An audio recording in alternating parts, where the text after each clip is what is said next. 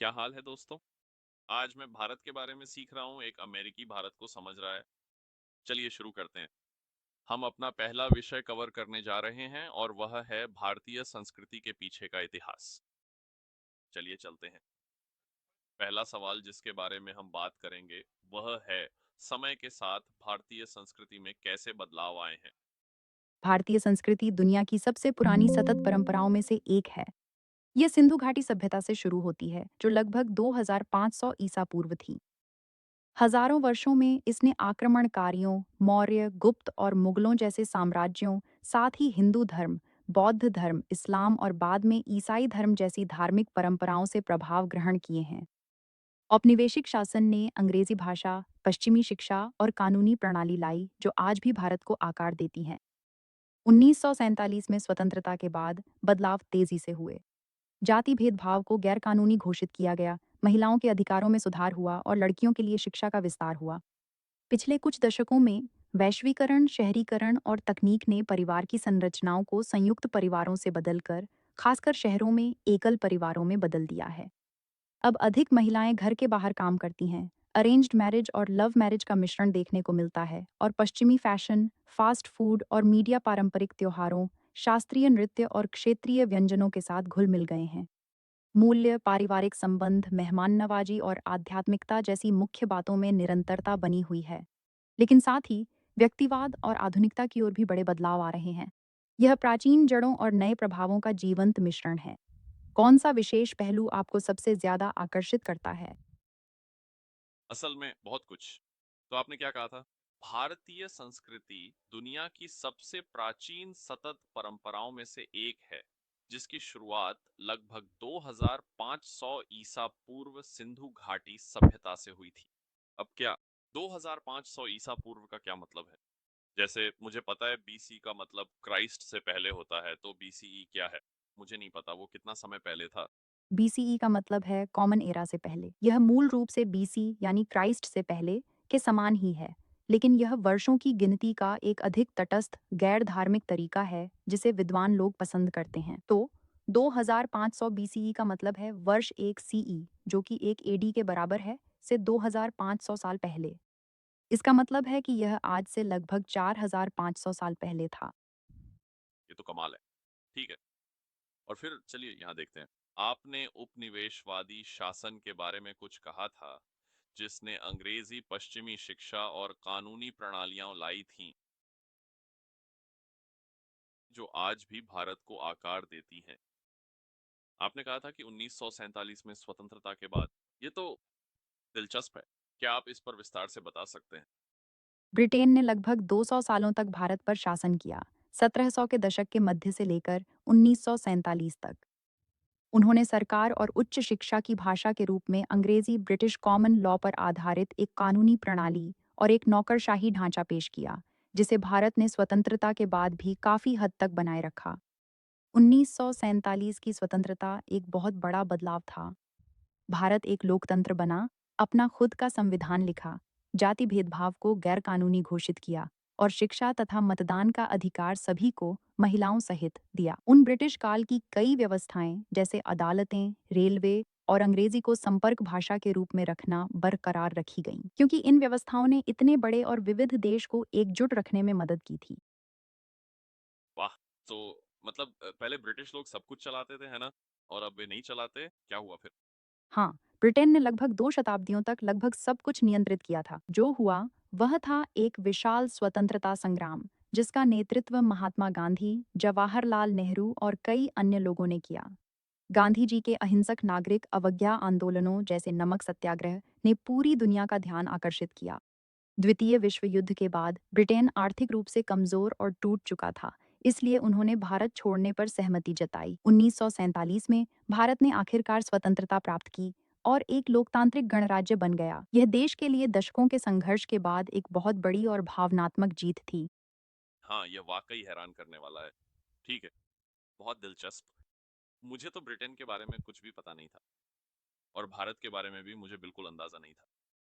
देखते हैं, अब हम अगले सवाल पे चलते हैं। भारतीय संस्कृति भारत में रोजमर्रा की जिंदगी को कैसे प्रभावित करती है? भारतीय संस्कृति वहाँ की हर चीज को गहराई से आकार देती है। ये लोगों के रोजमर्रा के जीवन में गहराई से बसी हुई है। धर्म, पारिवारिक मूल्य और परंपराएं छोटे-बड़े हर फैसले को प्रभावित करती हैं। लोग क्या खाते हैं, क्या पहनते हैं, अपने परिवारों की संरचना कैसे बनाते हैं और त्योहार कैसे मनाते हैं, सब कुछ। आप इसे इस तरह की चीज़ों में देख सकते हैं जैसे कि आज भी अरेंज्ड मैरिज आम है, बड़ों का सम्मान करना बहुत महत्वपूर्ण है और जिस तरह से दिवाली और होली जैसे त्योहार बड़े सामुदायिक आयोजन होते हैं, रोजमर्रा की आदतों, खान-पान की पसंद और यहाँ तक कि लोग अपने काम और रिश्तों को कैसे देखते हैं, उसमें भी आध्यात्मिकता और दर्शन शास्त्र पर गहरा जोर दिखाई देता है। वास्तव में, यह एक बहुत ही एकजुट संस्कृति है। ठीक है। हाँ, ये दिलचस्प है। देखते हैं यहाँ क्या है। वहाँ आज भी अरेंज्ड मैरिज होती है। मुझे तो अरेंज्ड मैरिज बहुत अजीब लगती है। आपके माता-पिता ये तय नहीं कर सकते कि आप किससे प्यार करेंगे? हाँ, मैं आपकी बात समझता हूँ। पश्चिमी नज़रिए से यह काफ़ी अलग लगता है, जहाँ रोमांटिक पसंद बहुत महत्वपूर्ण है। हालांकि मैं कहूँगा कि यह सिर्फ माता-पिता के तय करने से कहीं ज़्यादा जटिल है। आधुनिक भारत में अरेंज्ड मैरिज अब ज्यादातर एक तरह की पहचान करवाने जैसी होती है, जिसमें परिवार उपयुक्त लोगों को मिलवाते हैं और आखिरी फैसला फिर भी जोड़े का ही होता है। यह विकल्प छीनने से ज्यादा परिवार के निर्णय और साझा मूल्यों पर भरोसा करने की बात है। ये बात सही है कि अब भी कई बार यह परंपरागत और सीमित करने वाला होता है। और यही असली तनाव है जो अभी भारतीय समाज में चल रहा है, पुराने रीति रिवाजों और नई पीढ़ी की अधिक स्वतंत्रता चाहने के बीच। सच कहूं तो ये लगातार बदल रहा है। ठीक है, देखते हैं और क्या है। आपने दिवाली और होली जैसे त्योहारों का जिक्र किया था। तो ये असल में क्या हैं? तो दिवाली रोशनी का त्योहार है। यह भारत के सबसे बड़े उत्सवों में से एक है। आमतौर पर शरद ऋतु में मनाया जाता है। यह अंधकार पर प्रकाश और बुराई पर अच्छाई की जीत का प्रतीक है। और लोग दिए जलाते हैं, पटाखे फोड़ते हैं, मिठाइयाँ बांटते हैं और अपने घरों को सजाते हैं। यह आध्यात्मिक और सामाजिक रूप से वाकई बहुत बड़ा त्योहार है। होली रंगों का त्योहार है, जो वसंत में मनाया जाता है। और यह एक उल्लासपूर्ण उत्सव है, जिसमें लोग एक दूसरे पर रंग डालते हैं, होलिका दहन करते हैं और मूल रूप से वसंत के आगमन और नवीनीकरण का जश्न मनाते हैं। दोनों ही त्योहार हिंदू परंपरा में गहराई से जुड़े हैं, लेकिन भारत की विभिन्न समुदायों में मनाए जाते हैं। ये तो बहुत अच्छा है। मुझे तो वैसे भी वे सारे त्योहार पसंद हैं जिनमें हम पटाखे जलाते हैं। ये तो मज़ेदार लगता है। लेकिन होली, शायद मैं इसका उच्चारण गलत कर रहा हूँ। वे एक दूसरे पर रंगीन पाउडर फेंकते हैं। ये दिलचस्प है। हाँ, रंगों वाला ये तरीका कमाल का है। ये सच में मजेदार और रंगीन होता है, देखने लायक नज़ारा होता है। और उच्चारण को स्पष्ट करने के लिए ये HOHLE है, तो आप काफी करीब थे। ये उन त्योहारों में से एक है जो सबसे अच्छे तरीके से पूरी तरह से उन्मादी और आनंदमय दिखता है। लोग सिर से पांव तक चमकीले रंगों में रंग जाते हैं।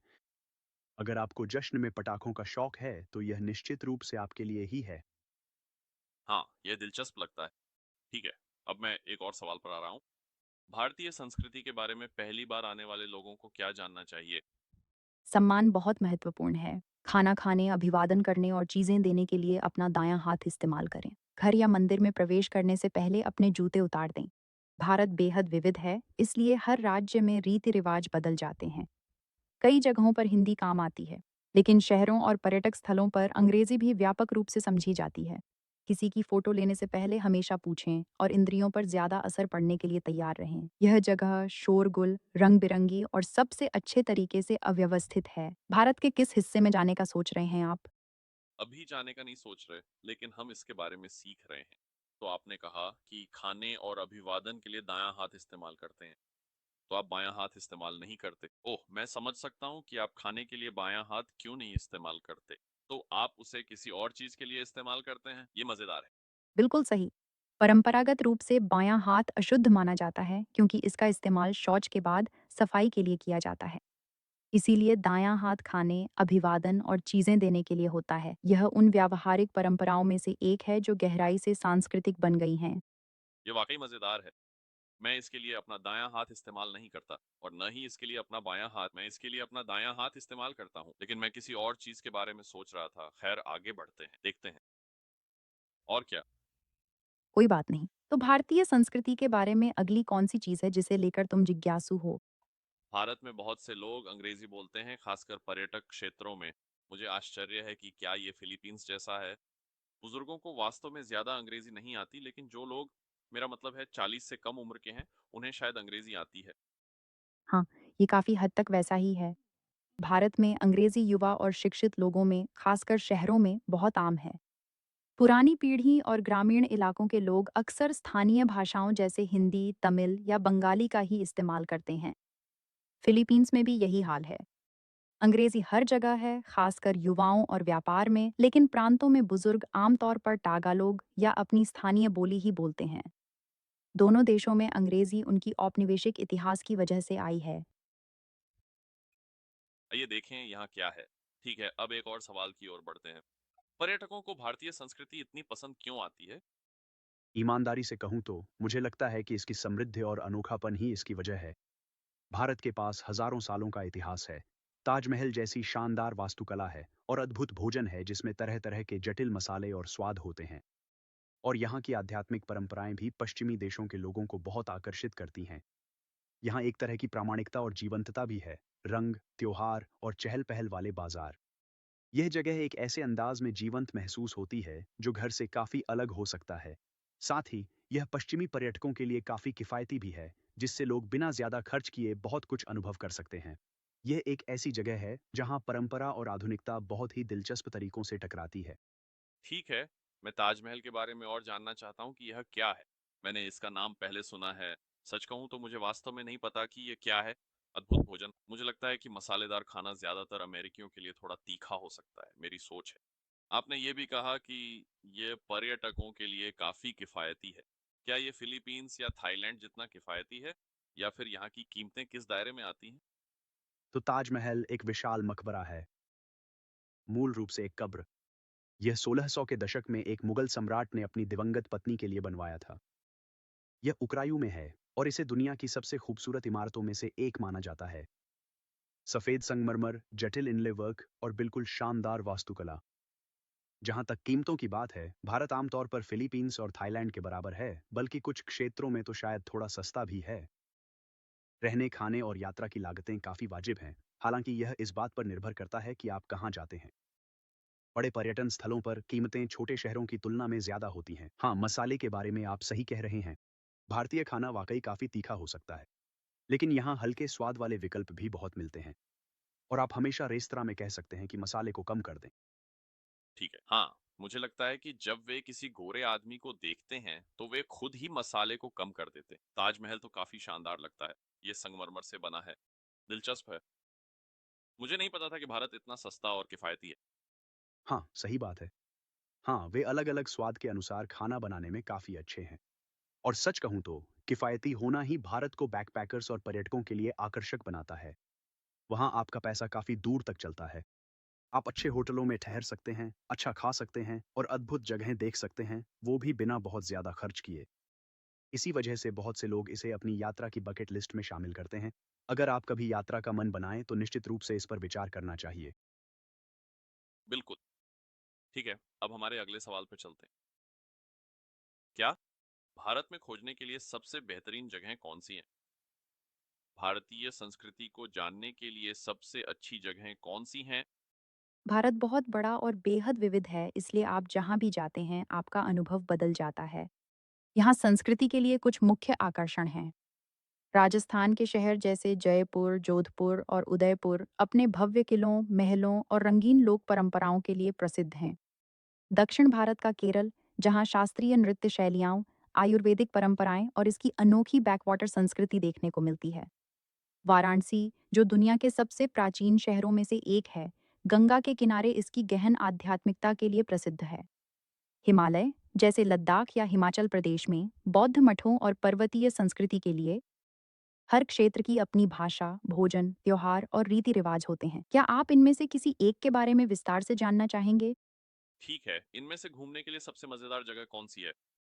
राजस्थान शायद पहली बार घूमने वालों के लिए सबसे मजेदार जगह है। यहाँ रंग बिरंगे नज़ारे, शानदार किले और महल, रेगिस्तान में ऊंट की सवारी, रंगीन बाजार और लाजवाब खाना मिलता है। साथ ही यहाँ के लोग काफी मिलनसार हैं। यह किसी परिकथा जैसा है। क्या आप वहाँ के किसी खास शहर के बारे में जानेंगे? मुझे लगता है ऊंट की सवारी करना काफी मजेदार लगेगा। क्या वे बहुत थूकते हैं? मुझे लगता है मैं ऊँटों के बारे में इतना जानता हूँ, वे थूकते हैं, है ना?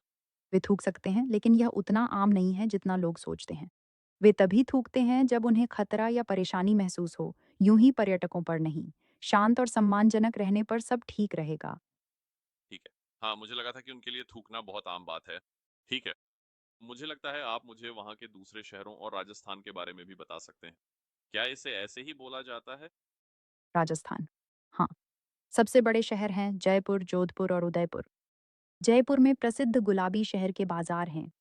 जोधपुर में शानदार नीले घर हैं और एक विशाल किला है जो सब कुछ पर नजर रखता है।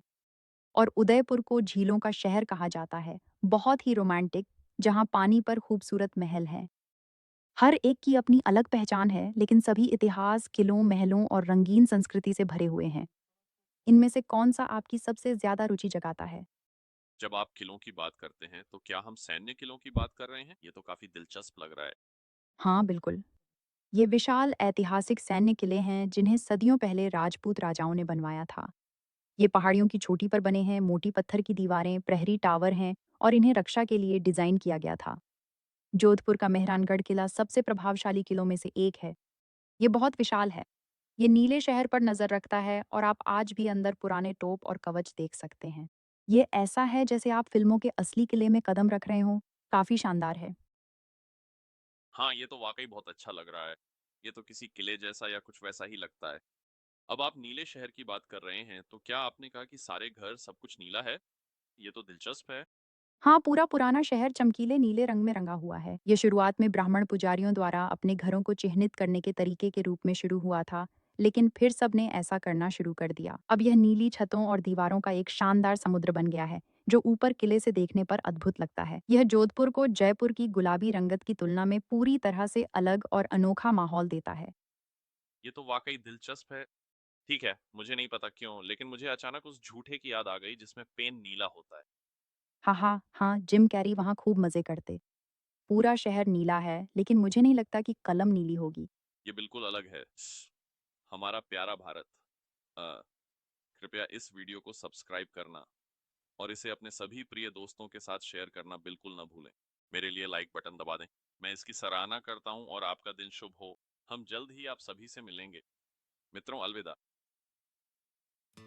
मेरा संगीत सुने। मेरे पास दो कलाकार हैं, एक ट्रेविस रेंस नाम का आउटलॉ कंट्री कलाकार और एक लुलबी नाम की पॉप गायिका। कृपया उन्हें स्पॉटिफाई पर जरूर सुनें। आपके समर्थन के लिए बहुत बहुत धन्यवाद।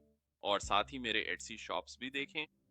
हमारे पास वॉल ब्लूम स्टूडियोज है, जहां आप कॉटेज कोर आर्ट के डिजिटल डाउनलोड्स ले सकते हैं और साथ ही कैनवस प्रिंट करवाकर अपने घर मंगवा सकते हैं। वॉल ब्लूम स्टूडियोज, क्या ये शॉप एटसी पर है? और फिर हमारे पास ग्रैंड टूर प्रिंट कोड भी है, जो मेरा ट्रैवल पोस्टर शॉप है, जहां से आप ट्रैवल पोस्टर ले सकते हैं। असल में इसमें पूरी दुनिया के लगभग सभी प्रमुख स्थलों को शामिल किया गया है, तो इसे जरूर देखें। ग्रैंड टूर प्रिंट कंपनी, आपका धन्यवाद। दोस्तों, लाइक बटन दबाओ। अगले वीडियो में मिलते हैं।